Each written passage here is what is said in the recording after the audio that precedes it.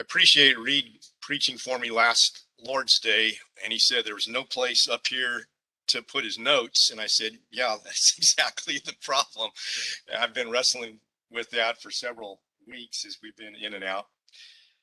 I also told the church history class earlier that I'm fighting some terrible allergies. I get this once or twice a year, but just for good measure, I had a COVID test on Friday and it was negative, came back last night. So don't think I've gotten anything too much in the way of germs. This is just the way my system works a couple of times a year. But if you'd like to keep your distance, that's just fine. But that'll explain my hacking a few times here and struggling with my throat maybe just a little bit. I want to talk briefly this morning about why people are lost. I've been told to preach a short sermon. We have a little bit of a congregational business meeting right after the closing prayer. And so I'm going to try not to belabor the point too long today. I have some very simple points to make. Nonetheless, I want to show a few pictures. I just come back from a trip on Monday night, in which I was gone for 10 days in Texas and then Alabama, and had opportunity to preach on how we got the Bible in the Woodlands, Texas, north of Houston. I also brought a suitcase full of laminated sheets, a couple of old Bibles, several reproductions and facsimiles, and we set up about 5 or 6 tables in a separate room as a hands-on miniature how we got the Bible museum, comparable to the one that we had a couple years ago here, but on a much smaller scale. And so there was tremendous interest in the meeting and tremendous interest in that display. And it was kind of a hassle bringing the extra stuff and dragging it to Alabama and back. But I think it was well worth it for those folks, and they seemed to express a lot of appreciation for it. And so anyway, that meeting went very, very well, got a lot of good comments. And then on the last day, Don Hooten, my old buddy, he worked with me a few years in Tustin, California, several years ago, down in Orange County, took me to the Lanier Theological Library in Houston. There's Don, old friend.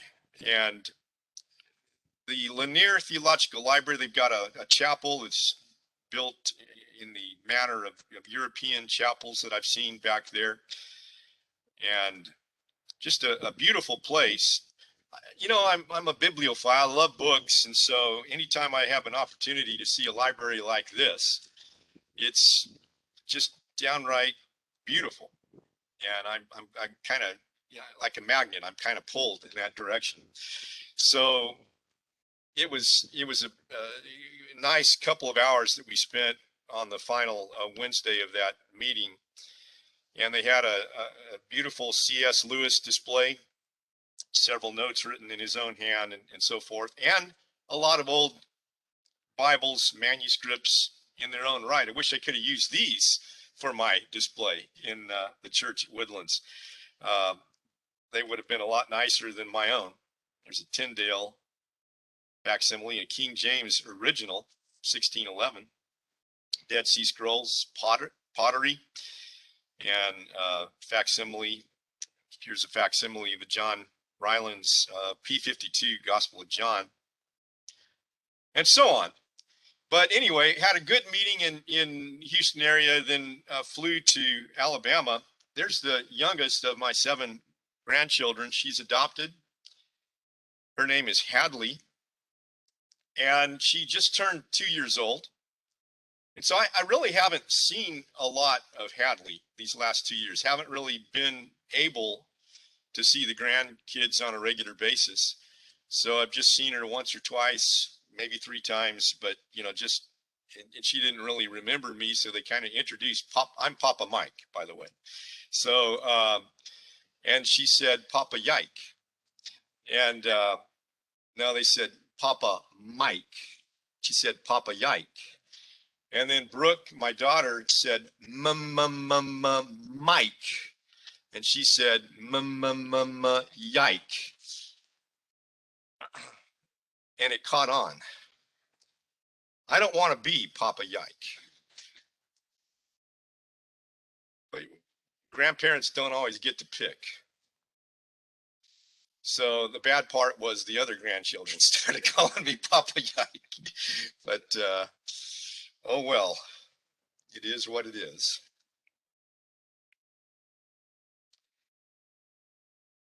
You know, when you're sitting on a plane looking at people, or when you're in a crowded situation where a lot of people are passing by,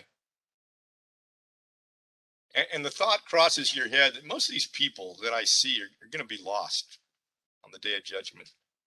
Then you begin asking yourself, why have I been so blessed, so fortunate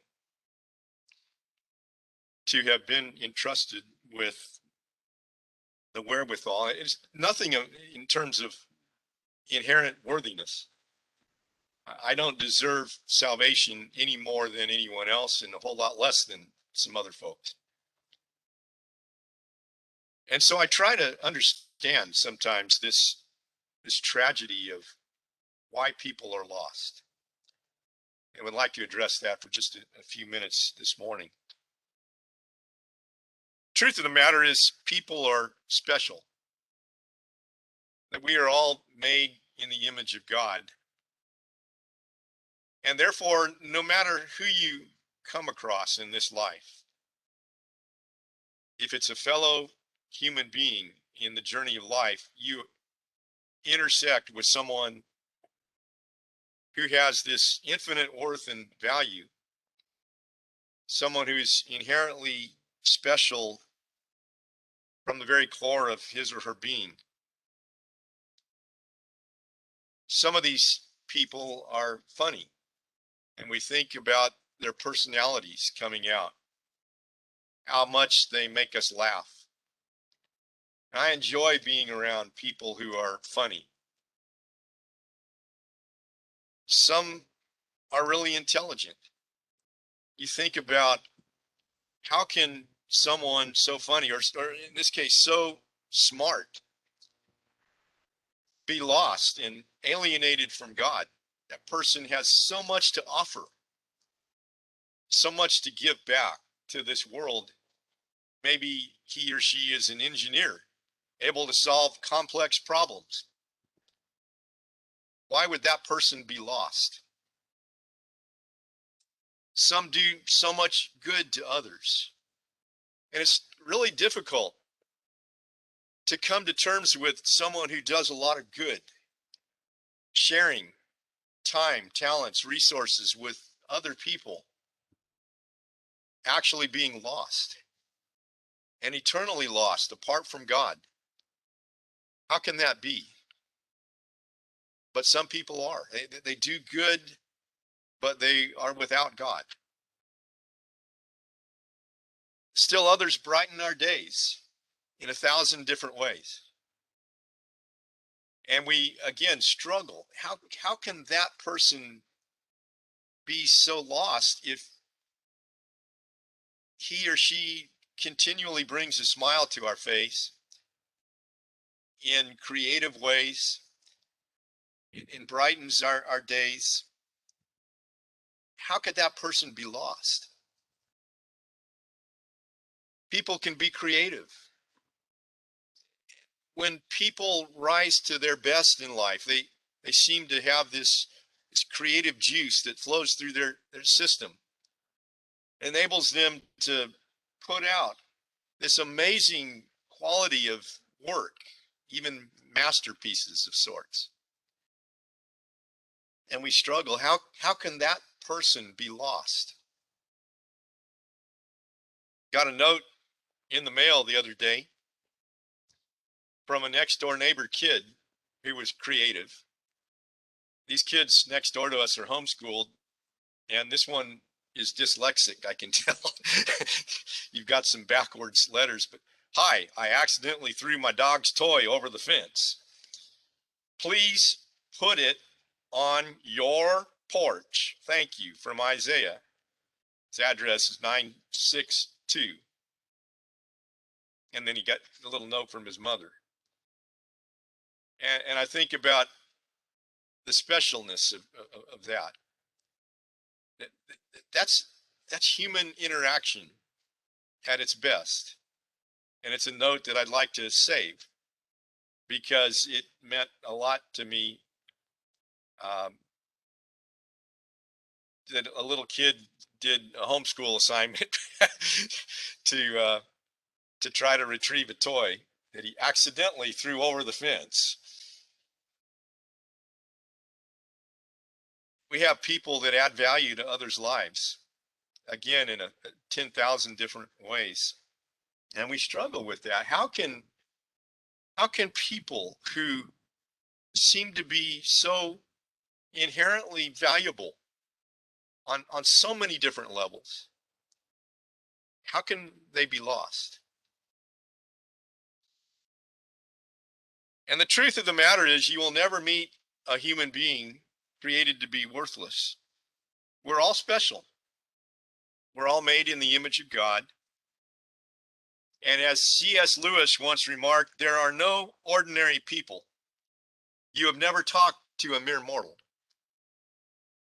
Chew on that one for a while. Everyone you ever come in contact with is infinitely special. And yet, the truth remains, sooner or later, they all lose their way. All you have to do is look in a mirror. All of us have sinned and fallen short of the glory of God, Romans 3:23. And people may seem like, on the surface of things, that they've got it all together on the outside. They're happy on the outside, productive, friendly, even good, seemingly good. And we may have a very difficult time with the idea that they are lost in sin and alienated from God and will spend an eternity in hell unless someone or something intervenes. The idea of eternal punishment haunts us when we think about the vestiges of good that we see in people. And we want to perish that thought. How can that be that these people with so many of these qualities could so disappoint God that they would not be allowed into his presence for all eternity? And then we open our Bibles to Romans 9, as we did a moment ago in the scripture reading. What then? Are we Jews any better off? And we could say the same thing. Are we Christians any better off? Not at all. We've already charged that all, both Jews and Greeks, are under sin. As it is written, none is righteous, no, not one. No one understands. No one seeks for God. All have turned aside. Together they have become worthless. No one does good, not even one. Their throat is an open grave. They use their tongues to deceive. The venom of asps is under their lips. Their mouth is full of curses and bitterness. Their feet are swift to shed blood. In their paths are ruin and misery, and the way of peace they have not known. There's no fear of God before their eyes. And again, the summary statement, for all have sinned and fall short of the glory of God, in verse 23. So why are people that seemingly have so much to offer the rest of us, why are they lost? Romans 9 outlines it, or Romans 3:9 through 20 outlines it. None is righteous.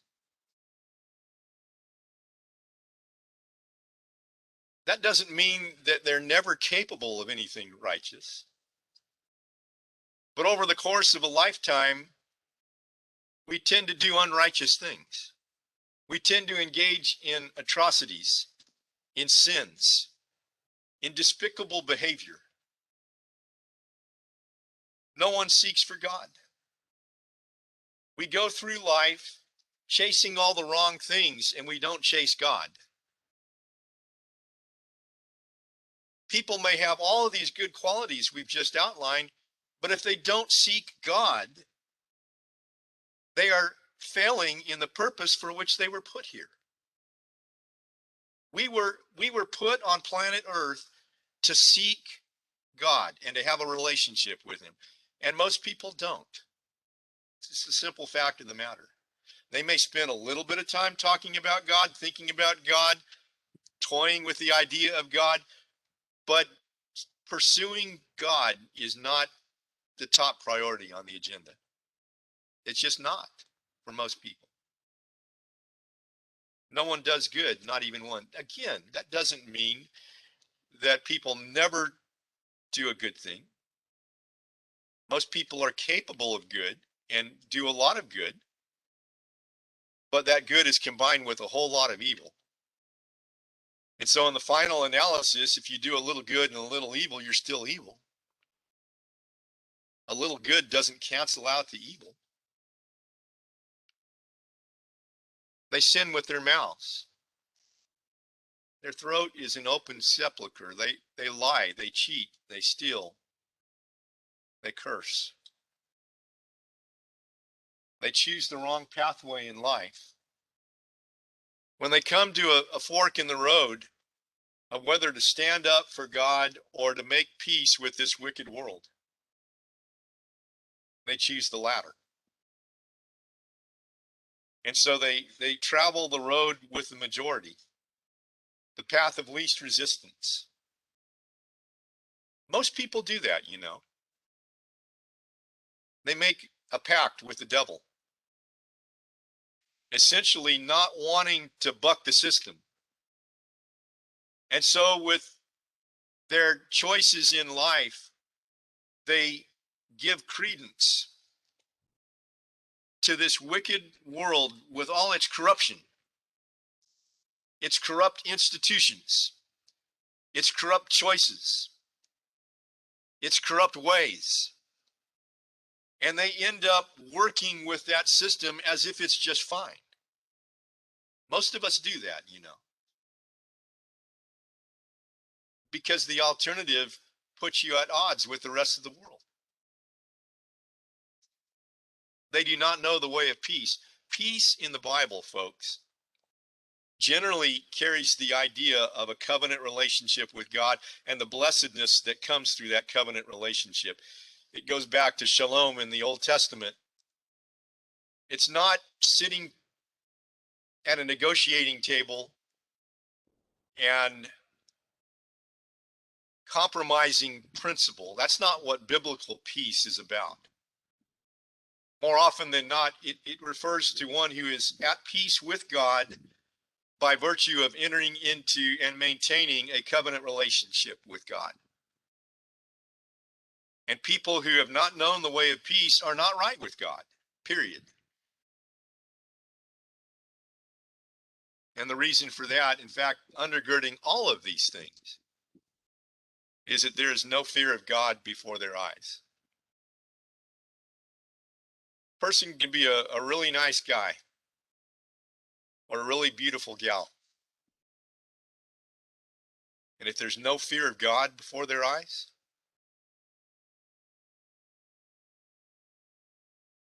what's the use?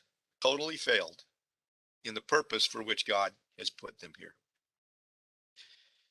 So I've got to wrap this up. Promised a short sermon.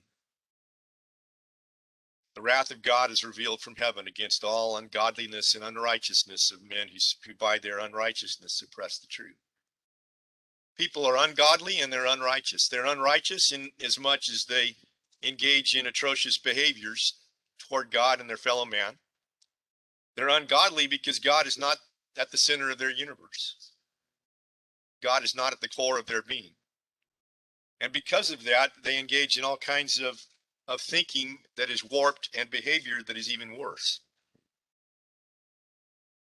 Hebrews 2:14 says, strive for peace with everyone and for the holiness without which no one will see the Lord. That's 12:14, typo. Ephesians 2:11 and 12, therefore remember that at that time, you Gentiles in the flesh, called the uncircumcision by what is called circumcision, which is made in the flesh by hands. Remember that you were at that time separated from Christ, alienated from the commonwealth of Israel, strangers to the covenants of promise, having no hope and without God in the world. Or as John Stott summarizes it, you were Christless, stateless, hopeless, and godless. That describes the human condition. In spite of all these other good qualities we've described, people are without God. Bottom line. That doesn't mean all is lost or all is hopeless, because the passage continues, but now in Christ Jesus, you who were once far off have been brought near by the blood of Christ. For he himself is our peace, and there's that word, peace. He's the one who makes a covenant relationship with God through his blood possible.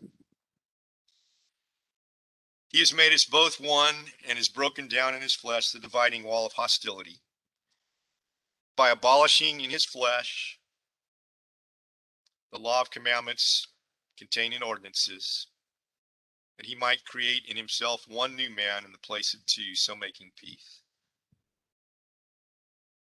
and might reconcile us both to God in one body through the cross, thereby killing the hostility. And he came and preached peace to you who are far off and peace to those who are near. For through him we both have access in one spirit to the Father. So then you are no longer strangers and aliens, but are fellow citizens with the saints and members of the household of God. So the real question is, have you taken advantage of the blood of Christ to have peace with God? Because no matter how good a person you are in the eyes of the world, no matter how many people may look at you and wonder, how in the world could that person be lost? Truth of the matter is, we're all lost. Were it not for Jesus and his blood, we have no hope. So if you're going to be right with God, you got to buck the system and say no to the world and yes to God and yes to Jesus. To rise up proudly and unashamedly, confess him before people. He was not ashamed of you when he died for your sins. You cannot be ashamed of him. And be baptized into him, into his blood, for the forgiveness of every sin you've ever committed. And then you can be right with God. You'll never deserve it. You'll never be worthy of it.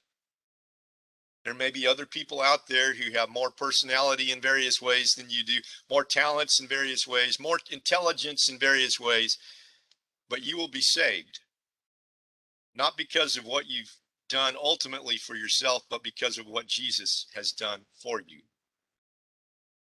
And you've said yes to that by obeying his invitation. You'll have an opportunity right now to do just that. Let's stand and sing.